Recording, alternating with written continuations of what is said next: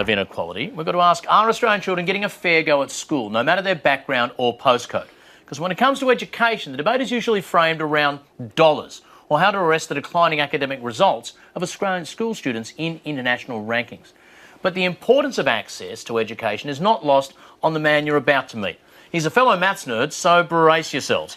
Eddie Burr was the head maths teacher at Cherrybrook Technology High School in New South Wales. Tomorrow, he'll be delivering this year's Australia Day address in his home state. It's the first time a classroom teacher has been asked to do so. It's not just an inspiring teacher, he's also an internet sensation. His YouTube channel, Mr. WooTube, has had over 10 million viewers. Take a look. On the bottom, you've got 16 sine squared theta, because it's just another x squared. And there, instead of dx, I'm going to write 4 cos theta, d theta. So there you go, I've done all my substitutions. So far, so good. Sorry, I thought we weren't allowed to show pornography at this time of night. He joins us now. Eddie Woo, how are you, Eddie? And it's great to be here. Great to have you here, my friend. We were just watching a little bit of WooTube then. What is WooTube? Where did it come from? And what is this sensation it has become? Well, look, a couple of things. WooTube is what happens when someone who appreciates dad jokes names a YouTube channel. Nice. But secondly, it's just what's come out of the fact that I'm a teacher and I work in a public school very proudly, and I realise that we have technology now that allows us to amplify the value of that learning in places all around the world you would never guess. So for the last 5 years, I've been recording my lessons during normal class time. So in the middle of a lesson, I have to stop because little Johnny gets called to the deputy principal's office, and that's just what gets recorded and put online for free. Started as a service for a student of yours who was ill and had missed a few lessons. It's gone wild. How many people check out WooTube? It's really hard to keep track of. Actually, it constantly changes. More than 100,000 people that I last checked are just getting the regular updates, which to me speaks a lot to the fact that mathematics, while it gets a bit of a name on the street for something that's only for a certain few, I think it's something, while hard, everyone wants to understand. It's compulsory for so many years, and I think most people are interested in, so what is this thing that I've been forced to learn for so long? What does it actually mean? So of those 100,000 regulars, of the 10 million hits you've had, are they all New South Wales or Australian-based high school students in Year 12? Who are they? Where do they come from? Well, what surprises me is that even though it's just literally what a Sydney comprehensive school is teaching on a day-to-day basis, because, as you know, Adam, mathematics is a universal language. Oh, you're telling me, brother. More than half of the people who are watching are not even from Australia. They're from all over the map. In fact, I looked recently, and you can mouse over and see, and there's people in Paraguay, there's people up in the Arctic Circle. Just everyone wants to learn. Now, Ming, it turns out Eddie was not that good in mathematics in his early years of high school. What do you think of this sensation? Why is that? Because it breaks the stereotype that we assume all Asians are good at maths, physics, chemistry. And I understand you were good at English and history. Definitely my favourite subject. So what the success of WooTube so far, what do we take from it? What does it actually represent? You've said one thing that mathematics, if you make it beautiful, people will come to it. It's a subject that can reach out to people. To me, does it make a deeper point that you're creating a vessel here that's education for all, regardless of where they're at school or what access to immediate resources they have? For me, it's hugely important that these people come from everywhere, and it's really valuable that, no matter where you are or where you live or what your background is, that if you have access to education and access to learning resources, there are almost no limits on what you can achieve. And I remember a couple of years ago, I was at the University of New South Wales, and I was talking to a small group of pre-service teachers, and after I'd given my presentation, I sat down, and a girl who was just a couple of rows behind me said, "Hey, Eddie, look, I never thought I'd ever meet you, but I'm from Orange, and back in the school that I was at, no one took Mathematics Extension 2. That's the highest level of mathematics. There wasn't a class for it. There was no teacher willing to do it. So she did it by distance, and just by watching those videos, it was one of her best subjects, and now here she is at UNSW trained to become a mathematics teacher. For me, that's astonishing. It's interesting, Jane, isn't it? The potential of new technologies to provide educational experiences for people outside of the traditional classroom, I don't think it's something that can be overlooked. Oh no, and it's coming really, really fast. I mean, you know about the flipped classroom, where the things that I used to do in class when I was at school, now kids do those at home, and they actually do interaction with teachers in the classroom rather than writing things down off the board and all that boring stuff, which is making school a whole lot more interesting. But also there are things like in New South Wales, Aurora College, which is in fact a selective school which is available to students on the internet. So you stay in your public school, but you can still, if you pass the selective schools test, access all this extension work even if your school is a million miles away from any kind of selective campus. And I think we're going to see more and more of that, and it's very exciting because I think one of the things we've had happen in Australia is we have concentrations of disadvantaged kids in some schools and concentrations of advantaged kids in other schools, and we know from research that that compounds the disadvantage of the disadvantaged. And so if we can go back to having more opportunities to more kids, whatever kind of school they're in, then everybody benefits. Can I ask you, Gary, is this the sort of technology that could substantially shake up the model? This is very different from when you and I went to school, my friend. Will things continue to change in this direction, or am I sort of nerdy dreaming at the potential for reform here? Maybe you're dreaming. I mean, over the last 20 or 30 years, we've come across many kind of transformative educational programs that suddenly are going to do wonderful things for everybody. And you just got to take a little bit of a grain of salt that maybe these are for advanced maths students, ones who are doing what I think it's level 2 or something in New South Wales. What, 10% of the population of students? Is this advanced maths going to be good for everybody? Is it going to actually help kids that are middling at maths or doing what they call maths for dummies? I mean, yes. Using internet let me ask Eddie there quickly. So are there lots of other courses, not necessarily at the extension 2 level of mathematics or in subjects outside of mathematics online as well, or are you a bit of a sort of a digital island? Oh, look, the first thing I've got to say is, Gary, I have to take issue with the phrase maths for dummies, because I don't believe anyone in my classes, in my schools, are dummies. And in fact, I think that mathematics is for everyone. And in fact, I take great pride. Over the last couple of years, I had a So you class think calculus in can be 12? taught to every student? Like we can teach advanced calculus, without year a doubt. 12 Atlanticus, to every student in at year 12. I would argue that I think more people understand calculus than actually realise it, because mathematics, in terms of calculus, is just the mathematics of things that change. And everyone who's driving their car down the highway and is watching their fuel indicator just sort of go, but I know my car, I know where it goes. That's They're actually doing calculus way right from now. calculus than talking about driving down a car with a fuel gauge. Oh, well, Just I enjoy it. disagree. They may not have interest in it, but they can still absolutely know that. And I also take issue with it's maths.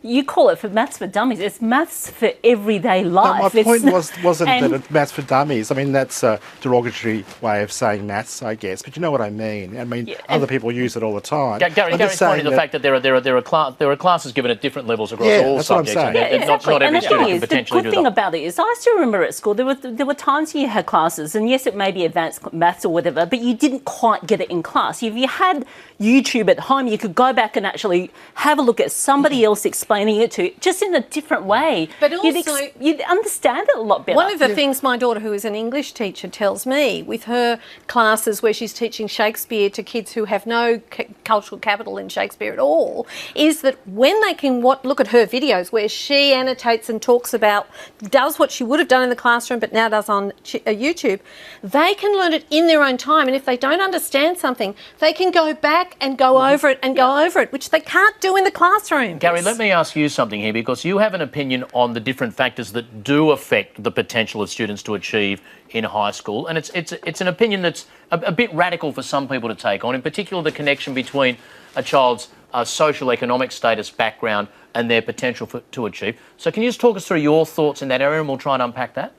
I guess so. What I'm saying is that there's lots of people who talk about SES being the most important predictor of student outcomes or performance, and it's now, not just quickly true. for people at home, what is SES? When I talk about socioeconomic status, SES. it can be anything in a way. It can be family income combined with family occupation, education, mum's education. It's all very nebulous, really. But there's been a kind of narrative around since the 70s that it's all about SES, and all we have to do is just give more money to poor schools, and then bingo, everything's solved. We're going to reduce inequality, and there's not going to be no inequality for outcomes. The main predictor of the main influence on how well kids do is ability from which they get from their parents, and it's modified a bit by the schools, but some authors claim that ability explains 80% of the variation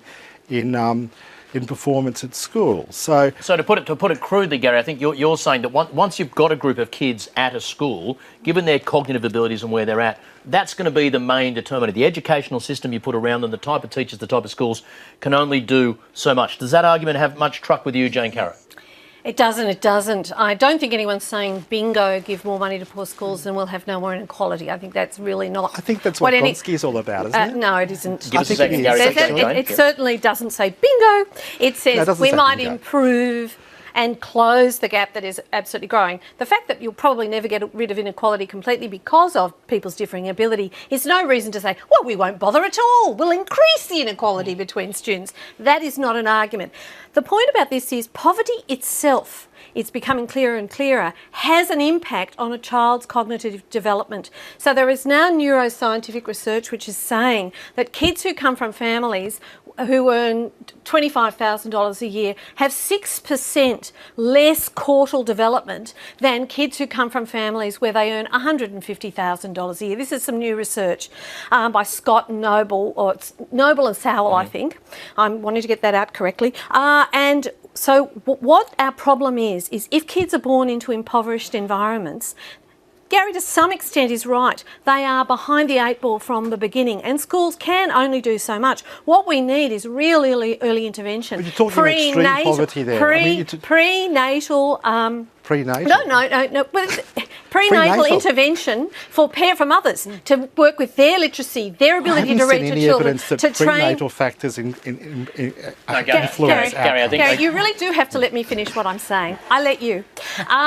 So the prenatal stuff, interventions to help mothers with their problems. We know who the kids are who are likely to fall through the cracks before they're born. We could intervene early, and we also know from worldwide research that has a real effect on their educational potential when they get to school, because you're building their social capital early. And Gary, can I ask you a quick question? I mean, there are some people who spend $25,000, $30,000 a year putting their kids in certain private school environments. Does your research also suggest that really the schools and the fees and the faith-based or educational philosophy there don't really make all the difference? Those kids are just going to get what they get anyway?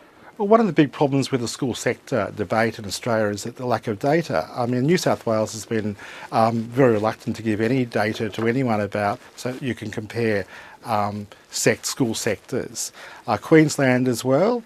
The only place that you're allowed to look at the data comparing sectors is from survey data, which is not incomplete, and from Victoria. And when you look at Victoria and Australia-wide, you do find differences between the sectors. You do find, as expected, the independent school sector does slightly better, or more than slightly better, than the government school system, and the Catholics are in between.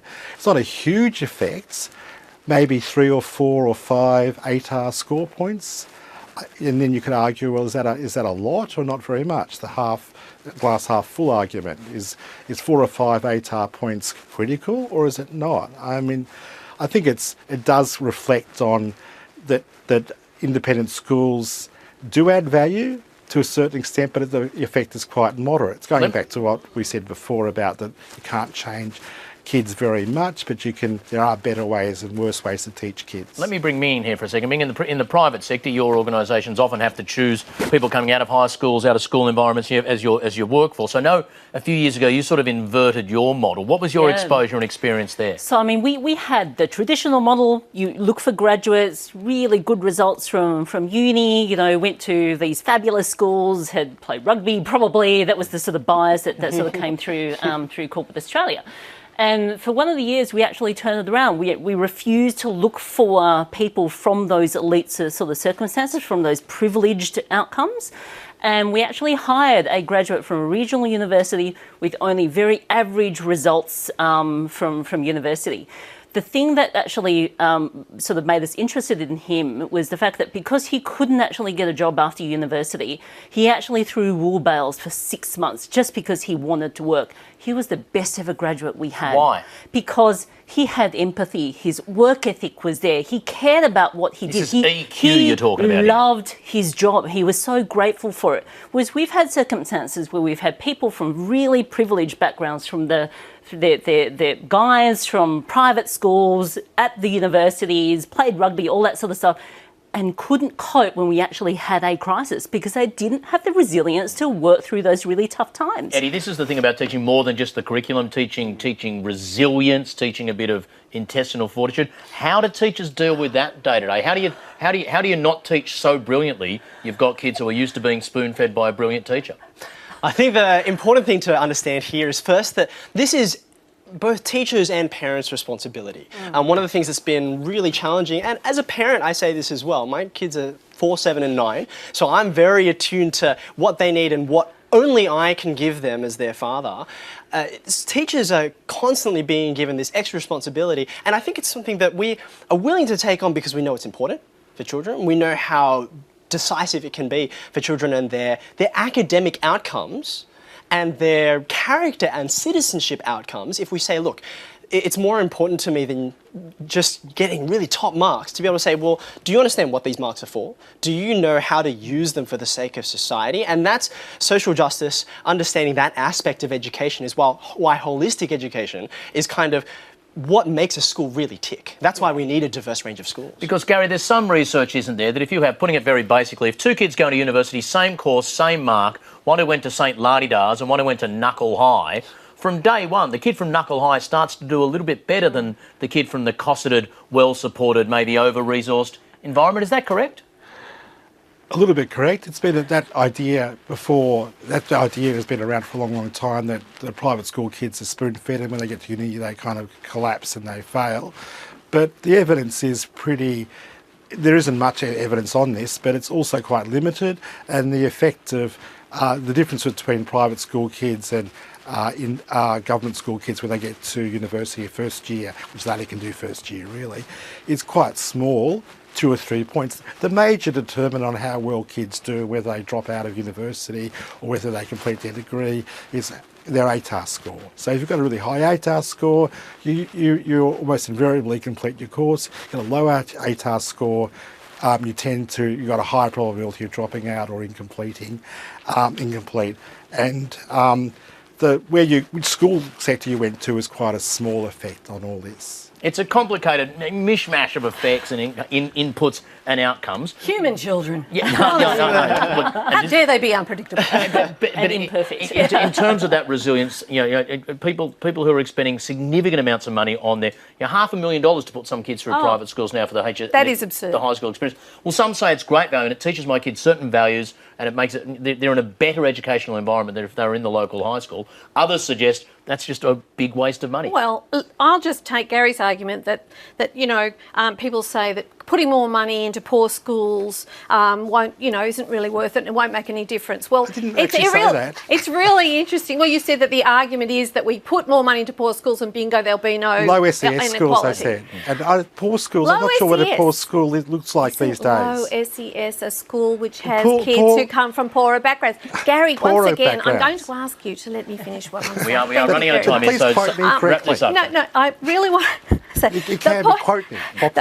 The point about this is if money really makes no difference to how kids do in schools, a lot of research that says why it doesn't. do private schools need so damn much of it? Not just from parents who may be persuaded for marketing reasons to pay it, but from governments. And I rest my case. We should be delivering money via need. And if we are delivering money which is of no use and doesn't help anyone, we shouldn't be delivering it. For people sitting at home, give me Gary, we're almost flat at home. People sitting at home thinking, gee, I wish I had another 15 minutes for this. As of next week, the drum's going to a 45-minute format. And we can really unpack this. Eddie, very quickly, have you written your acceptance speech for Friday if, hypothetically, you do win your award? Look, it's a bit ridiculous to be... I'm suffering from a terrible case of imposter syndrome right now. I mean, the other nominees are amazing. I've written down a few words, which my wife has assured me I will definitely not need to use, but they're there just in case. If you can fit in some small reference to trigonometric differentiation, I'd love it. Now, finally tonight, it's a deal.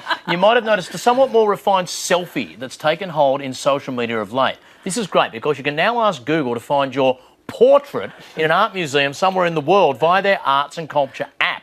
The app allows users to submit a selfie photo. It uses facial recognition technology to then find a match among its international database of artworks. Some are uncanny, spitting images. Others are it's a bit of a stretch. So depending on the angle you've been watching so far, the Summer Drum with me, Adam Spencer, or perhaps St. Paul by Bartolomeo Montagna there. Or maybe you think I look more like Colonel George Watson as painted by John Singleton Copley, or maybe a militiaman holding a Birkemeyer, which is a drinking vessel, by Franz Hals. That one. Yeah, there you go. That's all we've got time for tonight, but I'd like to thank our panel, Eddie Wu, or as I like to call him, Han Rak Yi on self-portrait. Looking good there, This Eddie. just shows even Google thinks all Asians look the same. So.